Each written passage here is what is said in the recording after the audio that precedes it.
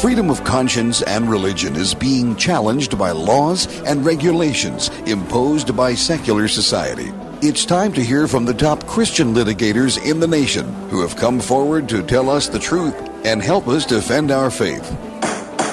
Hear ye, hear ye. All rise.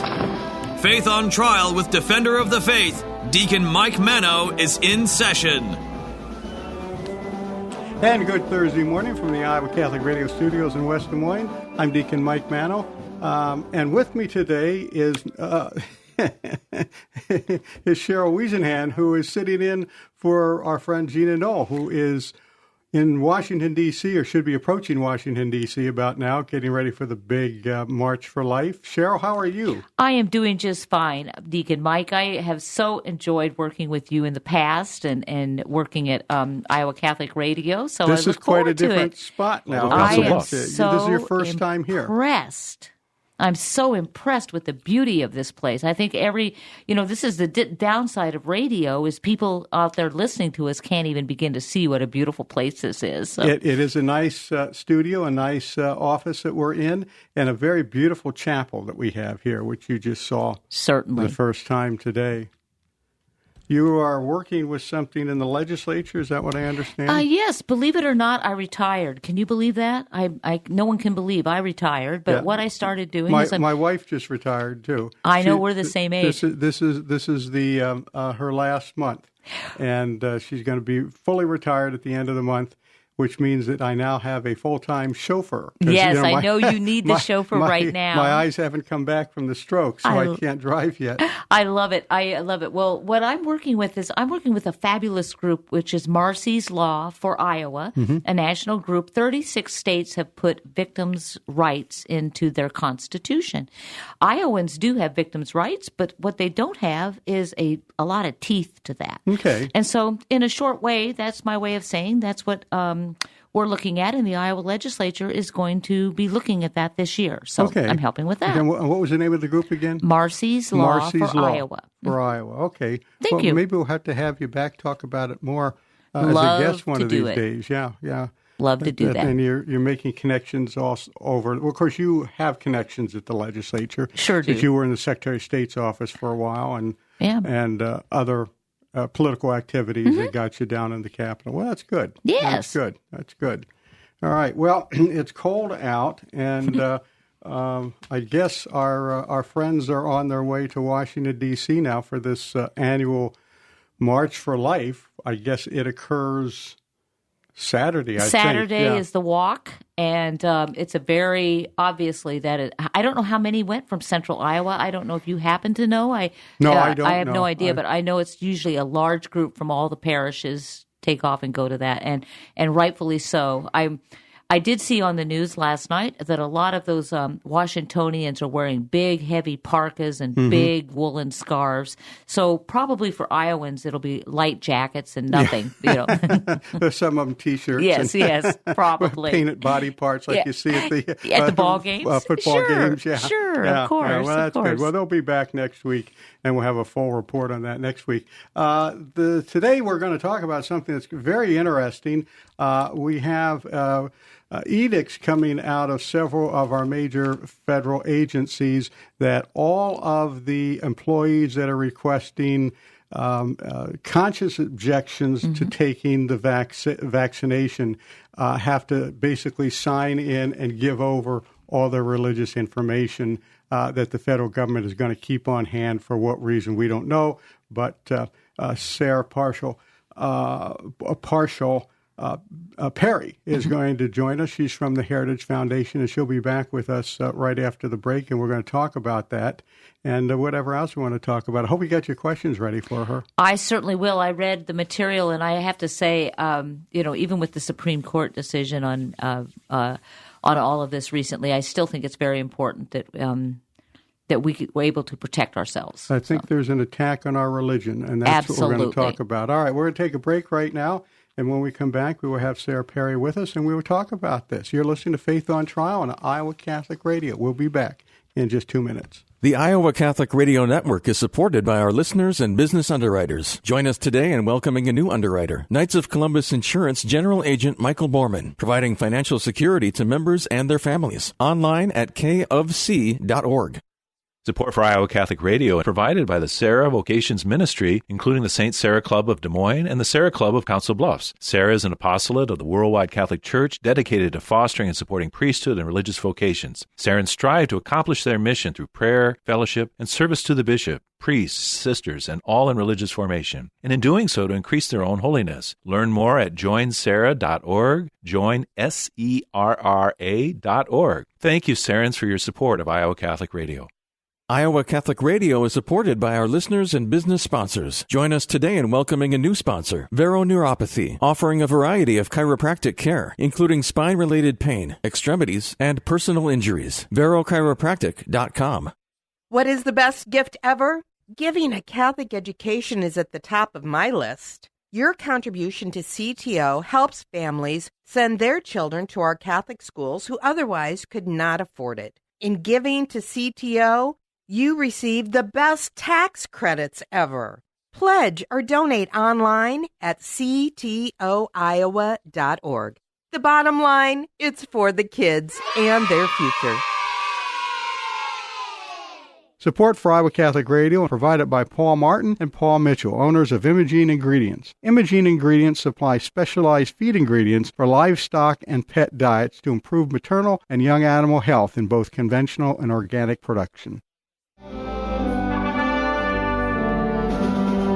And we're back. You're listening to Faith on Trial, Iowa Catholic Radio, and we have with us Sarah Perry, who is a legal fellow with the Meese Center for Legal Justice Studies at the Heritage Center. Sarah, how are you? And welcome back. You've been with us before. I have. Thanks for having me. Certainly. We are very interested in some information that came out in public, I guess, via the Heritage Foundation. That's where we picked this up last week, about the lists that the federal government is putting together, I guess the different agencies of the federal government, of people who are requesting a conscience exemption for the vaccine mandate.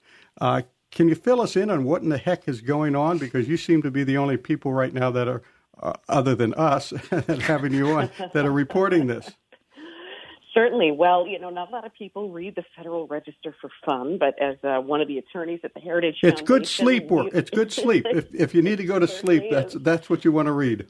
It certainly is, but we keep an eye on the Federal Register because, of course, that is where the federal government makes its announcements of changes that it's proposing to federal law and federal regulations. So a lot of things that are very important can be slipped through a very boring portal. And so we paid attention. There was a statement that was released, a notice of comment and revision, which is basically the federal government's way of saying, listen, we're about to make a rule and we're required by law to tell you we're about to make a rule so that you can submit your comments if you have concerns about it. Well, sure enough, it was for a tiny little agency in D.C. that not many people have heard of, called the Pretrial Services Agency of the District of Columbia. And it works essentially with the court system in D.C. to make sure that defendants have the resources that they need.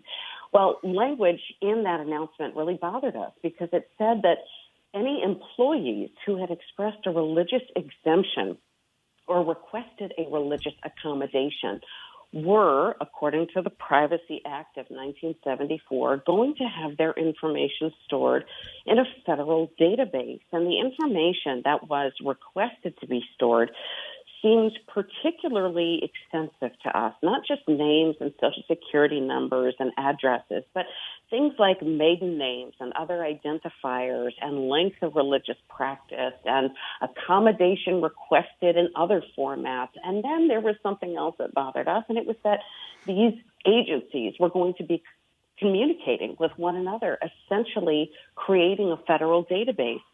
So we did a little digging, and we found out that this wasn't the only agency to make such an announcement, but that there were 18 other agencies. Now, the federal government is the biggest employer in the country. It employs about 4 million people between the federal government and civilian service. and it's expressed tens of thousands of religious conscience objections to the vaccine mandate. Well, tens of thousands of individuals now are having their information stored in databases that are ultimately working together to create one federal database for individuals who have religious objections to the vaccine mandate. So we find that to be incredibly problematic, particularly because we don't know what that information is going to be used for. I think it's kind of interesting, and then you wrote about this in an article that was, I guess, on the Daily Wire? In the Daily Signal, yep. Daily Signal yesterday, that under the rules or the law that governs all of this, the Administrative Procedures Act, when these agencies propose these rules and they announce this, what they're doing in the Federal Register, they give so many days for people to make comments back to let the agency know what they're doing and how they feel about it. Right. But in this instance, the notice period was only 30 days to begin with. Then right. Normally it's longer than that. But is there a story behind that, why it's only 30 days? Well, it's interesting because the Administrative Procedure Act, if memory serves, requires 30 to 60 days for notice and comment because, of course, by the time notice goes out through the Federal Register, not everyone is paying attention. And I will say that the information that was released through the Federal Register caught the attention of the Missouri Attorney General, Eric Schmidt, and he was one of the first government officials, Republican government officials, to recognize that what was happening was essentially a blacklist of religious objectors. And so he submitted official comments through the portal for 4 of these proposed rules, including the Department of the Treasury and AmeriCorps, the Civil Service Division. And if you can believe it, what he discovered was that for AmeriCorps and the Department of the Treasury, they were also gathering things like physical characteristics or physical identifiers. Now, how that might be relevant to your religious objections, your sincerely held religious beliefs in reference to a vaccine mandate or a vaccine itself is utterly beyond me. So he actually had a conversation with our office, and we discussed a little bit about what was essentially a growing database of religious objectors. And we have the interest now of a couple of public interest law firms and some allies of ours on Capitol Hill, and there's a lot of buzz surrounding this story. Fox picked up on it yesterday and ran it in the morning edition. So what we're discovering is that this Privacy Act of 1974, which is ultimately designed to shield employees, is actually being used by the employer, the federal government, as sort of a cudgel here, so that if you express your religious objections, you are automatically entered in this database. So we're going to start asking some questions to see precisely what it is that the federal government wants to do with this information. You know, I think most of the people that are objecting to the vaccine on religious grounds, and I think we ought to make clear that your objection is a conscience exemption, not a religious exemption. You have to have a sincerely held belief, whether it's a religious belief or a non-religious belief, but you just have to have a sincere belief. But most of the people that are applying for this, I think, are probably Christian pro-lifers because of the vaccines, I guess, connection with an aborted stem cell line. Right. We had Jeremy Dice from First Liberty on the program last week, and Jeremy was handling the Navy SEALs that were battling against the mandate where they got the temporary restraining order against the government on that. Right. But he was telling us the same thing, that most of the SEALs that were claiming a religious exemption were doing it on the basis of abortion, and they were literally devout Christians. Correct. And so what drawing the line from point to point here, it seems to me that there is some type of movement within the government to isolate, or at least to recognize, who are these devout Christians that they think may be causing trouble. Because if you notice what was going on in the military about trying to get people out because they were white supremacists, or they thought they were white supremacists, and now the mantra from the administration is that our greatest danger is from white supremacists. Well, the white supremacists are, I think, the Christian devout Christians that believe in right to life and things like that. They're not necessarily violent, but they're just a thorn in the side of the liberal regime that's in power right now. Yeah, and I think you correctly identified that for a lot of people, the religious objection to the vaccine mandate ultimately comes down to the use of these, even though some of them are older, aborted fetal stem cells. And we've seen a lot of questionnaires that indicate things like, do you use Tylenol? Well, later iterations of the Tylenol drug were experimented with in terms of efficacy by using aborted fetal stem cells. Well, the average American is not going to pick up a bottle of Tylenol off the shelf and do their research as to determine whether or not clinical trials ever used fetal stem cells in development and production and FDA approval. However, because the vaccines are such a public area of interest right now, and we have readily accessible data and CDC's proclamations, their statements on what is involved in production of the vaccines, and we know what these government contracts involve with Pfizer or Johnson & Johnson or Merck. We have more information now about the development on this science than we do in other areas that the average American wouldn't necessarily think to look into. So frequently, we have seen government questionnaires to determine the sincerity of religious belief by asking, do you take Tylenol? And of course, that is the government's way of saying, well, listen, you've waived your religious objection. If you take Tylenol, and that's used fetal stem cells at one point in development or production, you can't possibly object to this vaccine. And the answer to us is you absolutely can. Mm-hmm. And I think the Navy SEALs have proven that quite effectively when the federal judge down in the Northern District of Texas said unilaterally, listen, you make medical exemptions from the vaccine, you are absolutely going to have to make religious objections. And it's not our job to determine exactly how sincere they are. Yeah, that was a nice short 26-page opinion by, I think it was Judge O'Connor down there, Reed O'Connor, right. And it's worth reading if anybody can get a hold of it. I think First Liberty may have it on their site. You can download that and read it. It's very interesting, and it makes some very good points. But the larger question here now, I think, is how is the government targeting religious belief?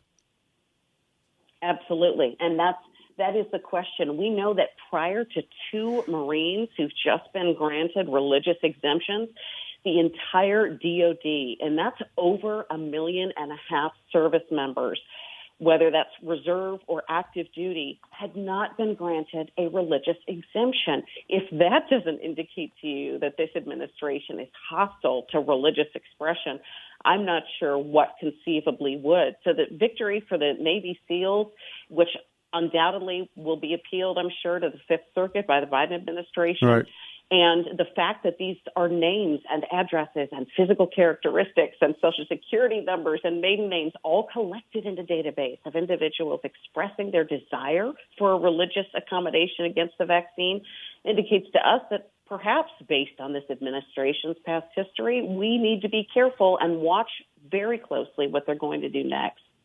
Yeah, I'm very suspicious of what is going on in Washington against the churches, against religion. Yes. And I think, unfortunately, some of our some of our mainstream denominations have some ties in there and are maybe turning their heads away from this and not directly getting in and challenging it. But I think it needs to be challenged.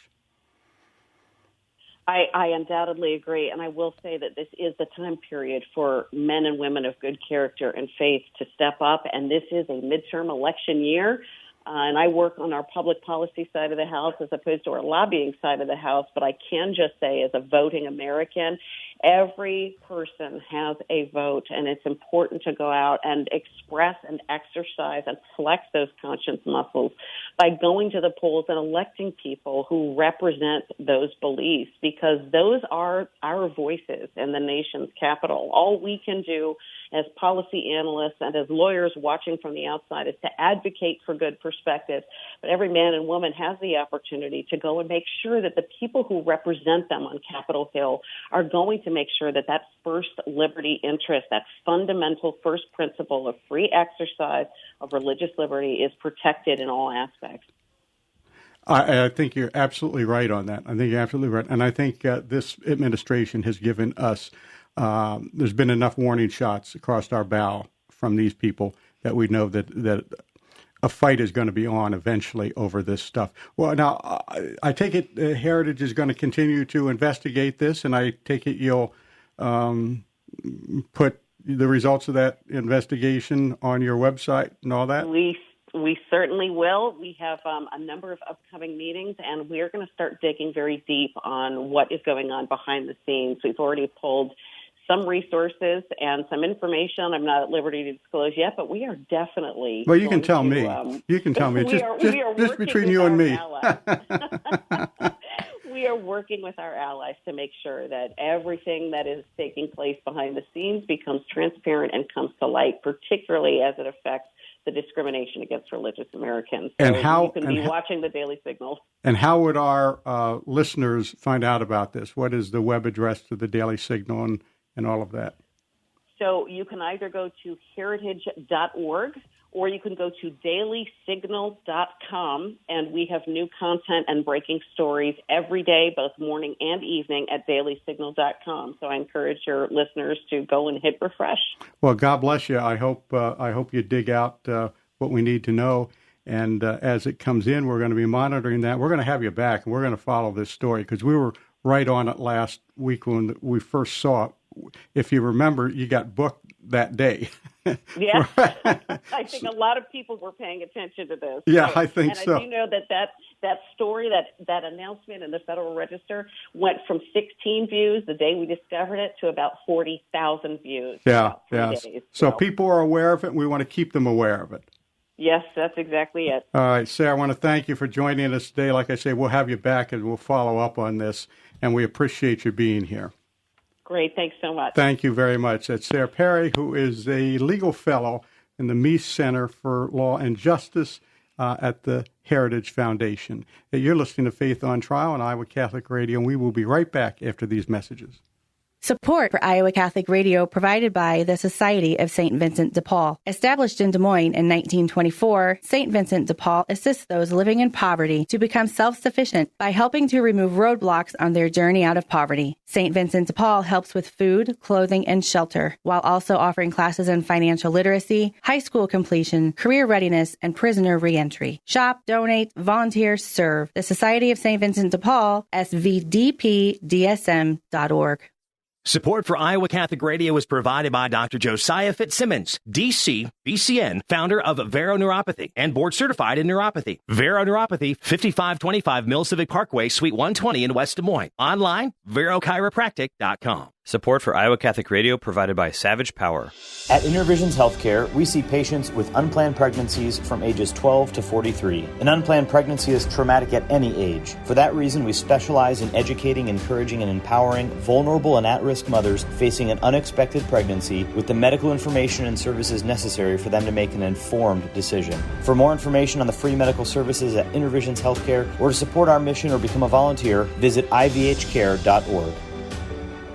Support for Iowa Catholic Radio provided by Blessman International. According to a global food security report, more than 820 million people in the world are hungry today. None of us can help them all, but how about one child? Blessman International provides 60,000 children in South Africa with a daily hot meal, place of safety, educational experience, and spiritual development. Learn more at blessmaninternational.org. That's blessmaninternational.org. Thank you, Blessman International, for your support of Iowa Catholic Radio.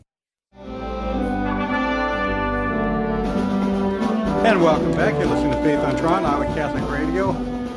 Cheryl, what did you think of our guest today? What I thought was absolutely amazing and raised one question for me, and that was the question of why in the world would the federal government, I mean, you have to think beyond this, why would the federal government want to know my physical characteristics?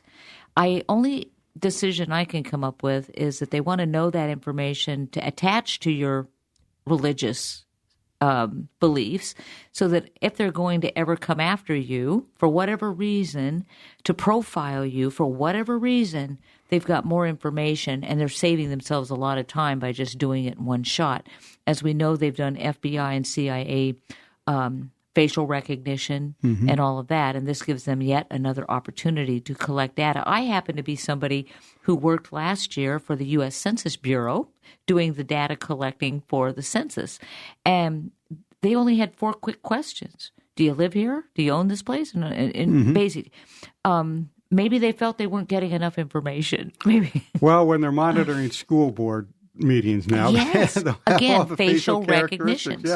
Yeah, it's getting to be very scary. Yeah. Very scary out there. And as I keep saying, our religious liberty is a focus of a lot of abuse right now. And if we're not careful, we're going to watch it slip away on us. Well, as she pointed out, so many people are afraid to do anything. Or their other question is, gee, what can I do? She was brilliant in her comment, get out to the polls. Get out to the polls and vote. Yeah. All right, I'm getting the 1-minute signal, so we're going to have to get going here. And I want to do our closing prayer. We, for some reason, skipped over our beginning prayer. But, Cheryl, I want to thank you for joining us today. Certainly appreciate it. Thank you so much, Mike. Certainly. St. Michael the Archangel, defend us in battle. Be our protection against the wickedness and snares of the devil. May God rebuke him, we humbly pray. And do thou, Prince of the heavenly host, by the power of God, thrust into hell Satan and all the other evil spirits roaming about the world, seeking the ruin of souls. Amen. Again, thank you, Cheryl, for joining us today. And for all of us here, thank you for listening. And we will be back again with another Faith on Trial next Thursday. In the meantime, have a blessed and peaceful week. Our freedom of conscience and religion is being challenged by laws and regulations imposed by secular society. Faith on Trial with Defender of the Faith, Deacon Mike Mano. Faith on Trial, Thursdays at 10 a.m. on Iowa Catholic Radio, iowacatholicradio.com, and the Iowa Catholic Radio app.